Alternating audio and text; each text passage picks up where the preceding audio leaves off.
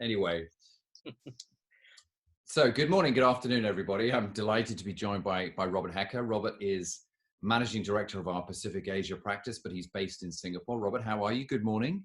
I'm doing well, thank you. Good. Thank you for joining us on the, this is very much not CNN Singapore market update. So Singapore seemed to be fine, and they were very quick, and they closed everything, and then it was great. And then last week or so, they closed everything down. What's going on? Why did they do that? Well, we're doing this on the day after the Prime Minister went on television to let everyone know that the lockdown, the circuit breaker is the term they're using. Great. The circuit breaker will be extended now until 1st of June.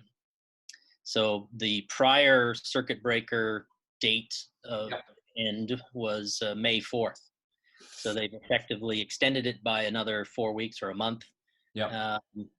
As of today or as of last night. And they had, we were 2.5 weeks into the current circuit breaker. So they've already extended it,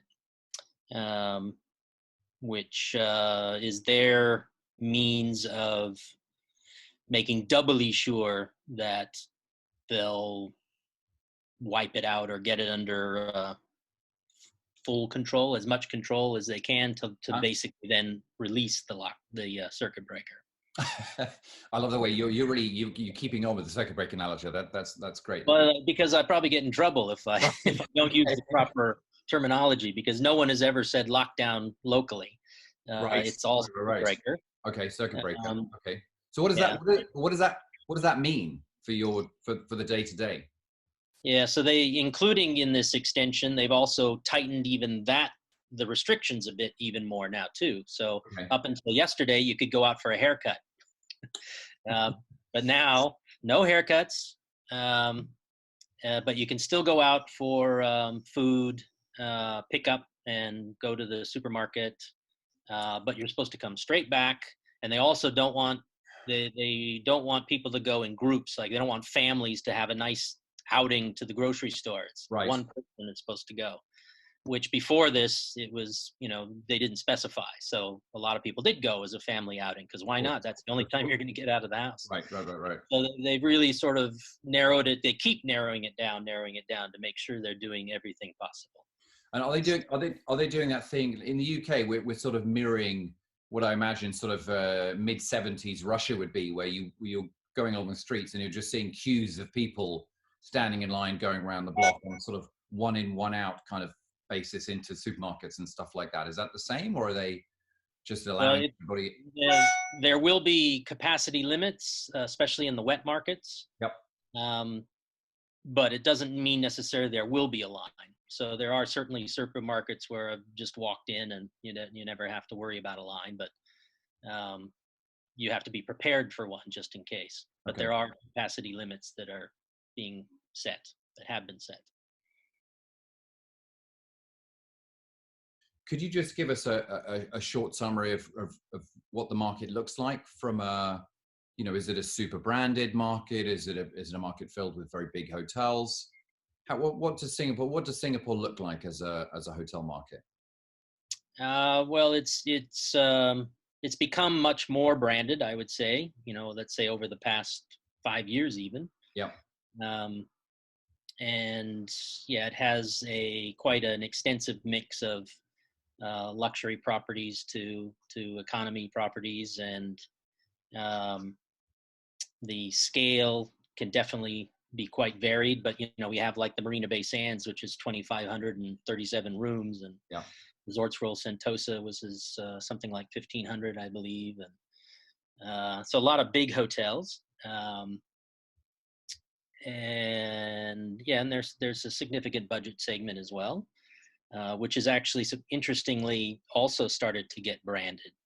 Okay. So there was a deal done that Accor did that where they rebranded a local hotel chain that had quite a few budget hotels around the country, and they're now IBIS budget. Okay. And in terms of the ownership of these hotels, mostly, is it quite institutional? Is it still very family owned? What would you say? Is it easy to quantify the market, or is it very fragmented as well? I would say it's corporate, of course, but some of them would be family controlled. Yep. Um, there's also REIT ownership, so you would maybe classify that as institutional. Yep. Listed company. Yeah, there's not a lot of private equity ownership. If it's going to be in that direction, it's more the REIT. Yeah. Otherwise, it'd be local real estate developers mostly, real estate companies, or just owner operated when you get down to the budget chain. And so for restaurants and hotels, what does that mean? Done? Closed? They are open for takeaway Yep. or delivery. Yep. Mostly. And certain, like the McDonald's actually just decided to shut down because they had several of their workers came down with the virus. And so even trying to manage kitchens for doing takeout or delivery was then becoming problematic. So right. Opted to just shut completely. So, but there's still plenty of restaurants getting, in the delivery business, and it's getting quite interesting, actually. I mean, the offers that they're coming up with, they do bundles, for families, and they're getting quite creative on, because I suppose it's a bit competitive to get as much of that business as you can. So it's created a new kind of opportunism and innovation in the market. And are delivery drivers now the best paid people in Singapore? Is that what's going on? Well, maybe the only paid people in Singapore. Yeah, completely the only paid. And from a hotel point of view, typically in Singapore, are the hotels, is the F&B outsourced? Is it just like a total mishmash like it is in other cities? Some of them do it themselves, some of them franchise it out, some of them lease it out. What's the deal in Singapore? I would say most of the hotels would operate their own, and if they didn't, they would operate at least some part of it. And and there might be but there definitely are some that are outsourced. But okay. I would say the majority are hotel operated. And those are pretty much open and they're delivering, or have some of them decided that it's just too complicated to set up, or what are they doing? I would say that a lot of them have opted not to be in operation. But some are doing delivery or takeaway. Okay. And so seeing as demand and revenue and occupancy and all of this stuff has gone from, I get, what was the typical annual occupancy in Singapore? 80%? Is it more, or? Well, prior to all that's happened, it was running at about 85%. Okay, which is pretty good. And supply outlook was not that big. So the 85% was expected to be carrying on at least for the next couple of years. So now, of course, it's dropped down to about 30, I believe, if you use the STR numbers for their participation. And I would say a lot of that is probably because it wouldn't be the local market in terms of the staycations, because that was also halted. It was kind of what was keeping them going for a while when things first got shut down, when the borders were closed for inbound. But now that's stopped even for the local market. So anything that they're getting now would be related to housing workers from Malaysia who commute usually, but because of the border lockdown, it's companies are opting to put them up in these in hotels.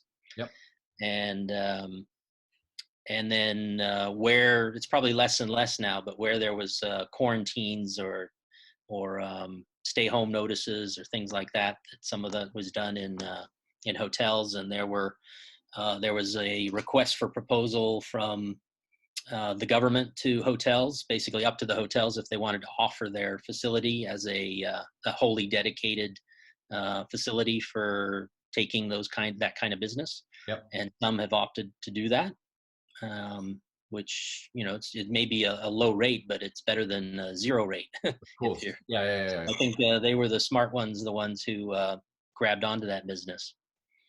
But I would say if you probably looked at the wider market, not just the STR figures, it would be a lower figure.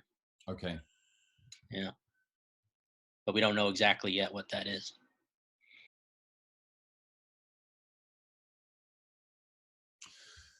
Okay, let's change gears slightly and talk about one other very, very important segment, which of course is the banking community.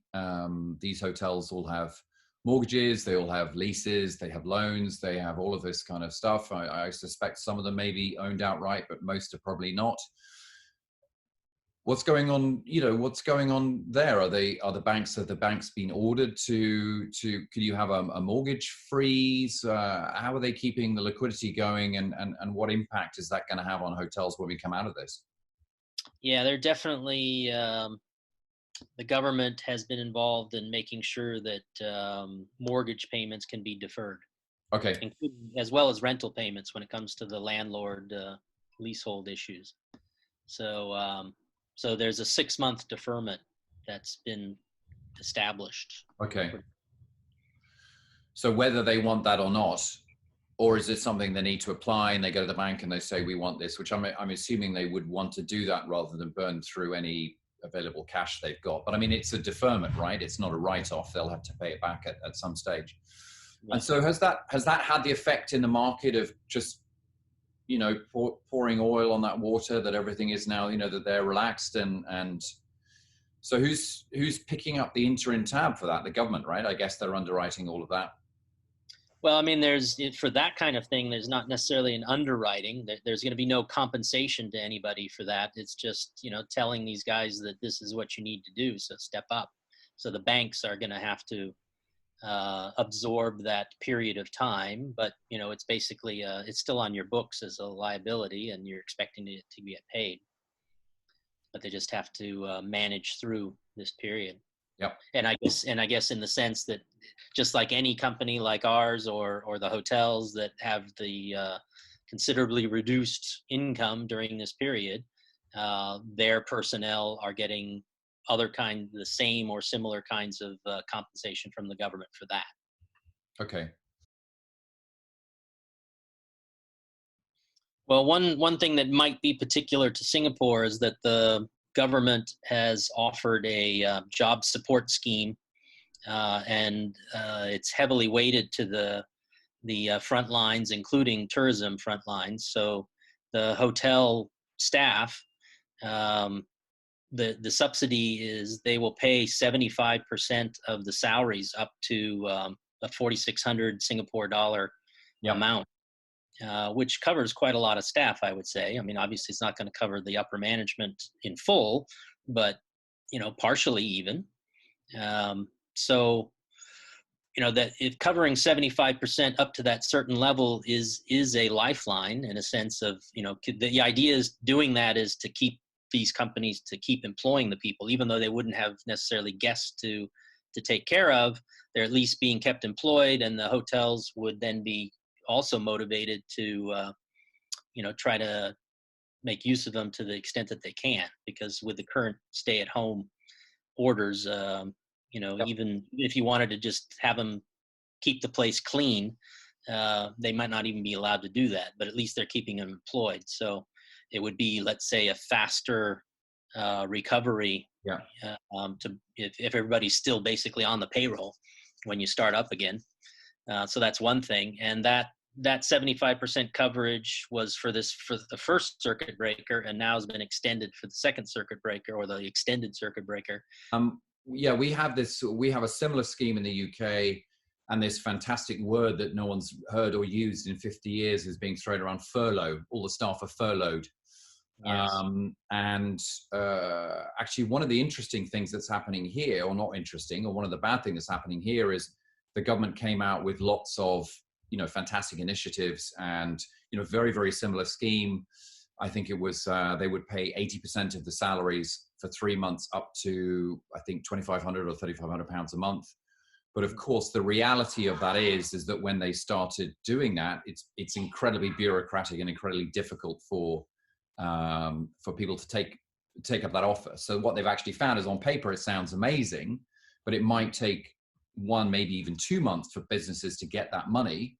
And so people are sitting there at home with nothing. Is that you always see in Singapore, the sort of international reputation of Singapore is incredibly efficient. Is that the case in this as well? They just sign up, they get the money, off they go? Yeah, definitely, because the first payments were available as of April 17th. Wow. And, Okay. and that payment on that date, or starting from that date, was actually going back to October. So whoever was on salary in October last year, and then October, November, December, that is what the compensation is based on, not what just happened in March or April. So Okay. there's no time needed to figure out who's going to get, or who was working and who wasn't. It's all those people who are working then, you're going to get the money for that, and you're going to get it in a lump sum for 3 months, all at once. Oh, wow. Fantastic. Through 1st of June. So, so coming out of that, you have to make assumptions on whether there would be loosening up at that point. Probably you have to assume that there's still going to be a lot of issues with inbound protection. So border closure could well extend beyond that, even though they'd be loosening up local measures, local restrictions. So it could start getting back to offering staycations and local market business.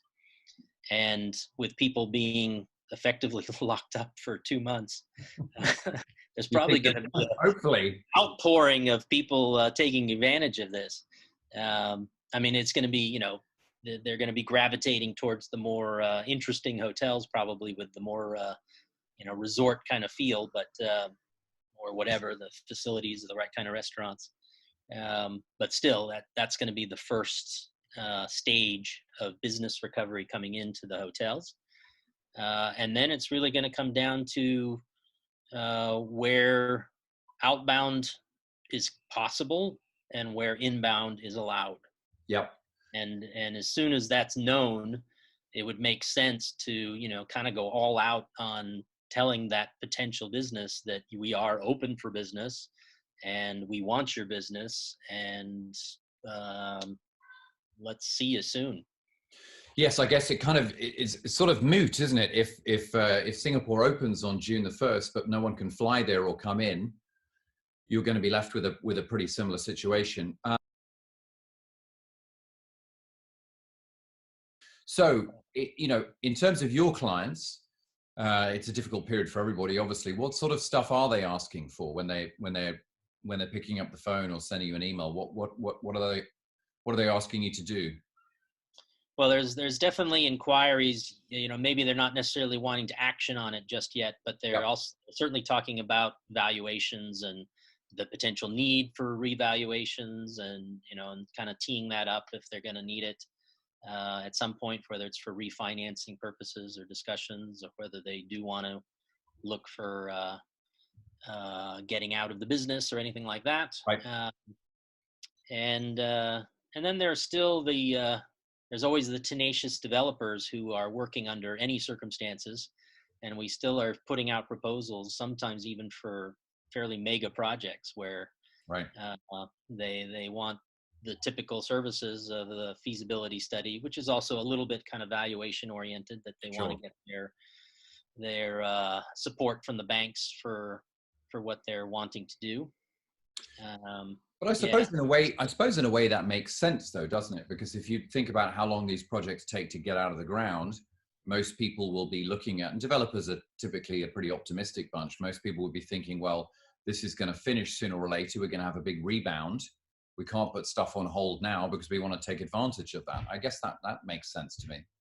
Yeah, and there would also be, the inquiries of considerations about of existing owners thinking about, is this the time to think about how they might change their business going forward once the recovery happens? Yeah. Nobody thinks that putting a brand on an unbranded hotel at the moment is going to make a big difference, but they're thinking, well, now that you know, now that we're in all this, maybe I should think about whether that might be a good thing. Yeah. So there's been a lot of inquiries about, what it would cost to do operator selection kind of engagement, or can we seek your do you offer this service? Can you help with negotiation with the potential operators, or can you even do a cost benefit analysis for me of comparing what I'm doing now versus is there an upside for going through a rebranding or even a renovation or anything like that they're thinking ahead of how they could make their assets better. And do you think we're going to get into in Singapore any kind of distress scenario when we come out of this? I mean, if everything's just been frozen, then that's to the benefit of the hotels and groups who maybe weren't doing so well, because it gives them a breather in that instance. It's not sort of pulling the rug out from anybody. Do you think we'll come out of it with assets on the shopping block pretty much straight away, or do you think not have much impact? I think Singapore specific, I don't think there's going to be not a distressed situation per se. Yep. I think most are probably assuming that once we're through this, there'll be a fairly quick pickup, a relatively quick pickup, and Yep. They can get back to at least break even or whatever, so that they're not really on the ropes about being the owner. But yeah, I think that only the ones who, say, prior to this had highly leveraged for their own particular reasons or strategy, then they might be a little bit pressed to recapitalize in one way or another, whether it is because they need to sell or whether they can work out a refinance with the bank. Yeah. Okay, well, fantastic. Thank you very much. We are doing a series of these videos with our offices around the world, so people can have an update about what's happening. Yep. What we'll do, if that's okay, we'll come and check in with you again in a couple of weeks and get another update and see if anything's changed. Make sure that I'm still alive and that I still have a pulse. Basically.